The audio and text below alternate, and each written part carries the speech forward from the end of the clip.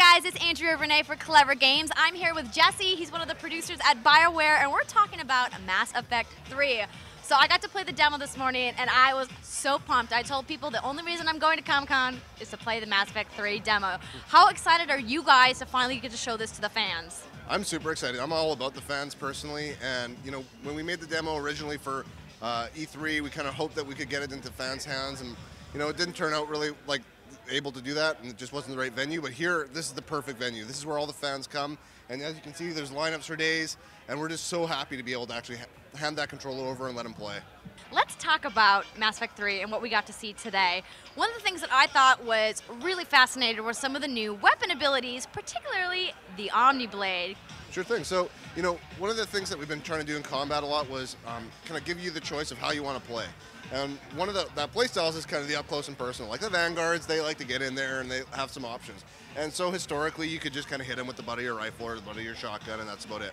Now, we wanted to give you some more choice in there, so one of the things that we did was add the Omniblade. So each class will have its own custom kind of holographic Omniblade. Some classes are a little bit more kind of in the biotic sense, and they have like kind of a biotic thing, and each one is custom, and it's really tailored to their play style. So, you know, one of the ones that we saw at E3 was like, you know, the one kind of big Omniblade with the soldier. The Sentinel, he's got two, and the Adept that we saw today, they've got like more of kind of a biotic infused one where you kind of like hit them with the Omniblade and a big bolt of biotic energy.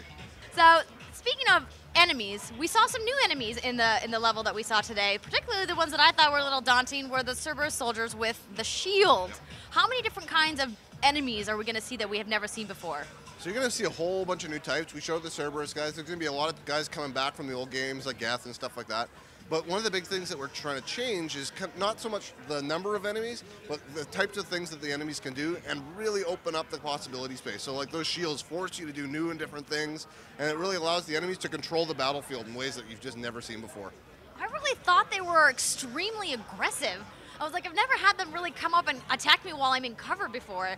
So did you guys really make a point to take the AI and make it so that they were more aggressive, or did I just like not see that the first time around? No, they were, you know, our gameplay designers are just turning it up to 11. They really want everybody to absolutely, how do I want to best describe it, kind of feel the intensity of combat and not just feel like they're shooting at guys who are there to die.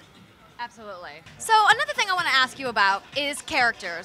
Obviously today we saw classic Mass Effect characters, Liara, Garrus, of course, Commander Shepard, and you guys released a picture or screenshot of a new character that you guys have coming out. Can you tell me a little bit about this new character and all the other new characters that we expect to see in Mass Effect 3? So I can tell you a little bit about James Vega. So James is he's like the true blue kind of Alliance hero. He's a true believer, and ultimately he's there to assist Shepard in taking back Earth, and you actually pick him up as you're leaving Earth right after the Reapers have attacked. Beyond that, I'm not going to give you any more details, obviously, because it's spoiler central, and I don't want to do that too much. All right, I guess we'll let you off the hook this time. So my final thing that I want to ask you about is the classes. I wanted to know if you guys were going to keep the same classes from Mass Effect 1 and 2, or if you guys are going to add an additional class, or if the classes are going to change in any way. So we're definitely going to keep the same 6 classes, but you know, like you saw in Mass 1 to Mass 2, we really focused the classes into each having their own very distinct role. The Vanguard being such an up-close and personal type of class, you know, the Soldier being kind of a little of everything, Infiltrator being kind of a sniper. Now we're going to continue focusing that even more, so the Vanguard's going to feel even more up close and personal. The Infiltrator's going to have even more powers that keep you in the distance, keep you cloaked, that kind of thing. I'm glad you brought up powers. Are you guys going to be adding new abilities?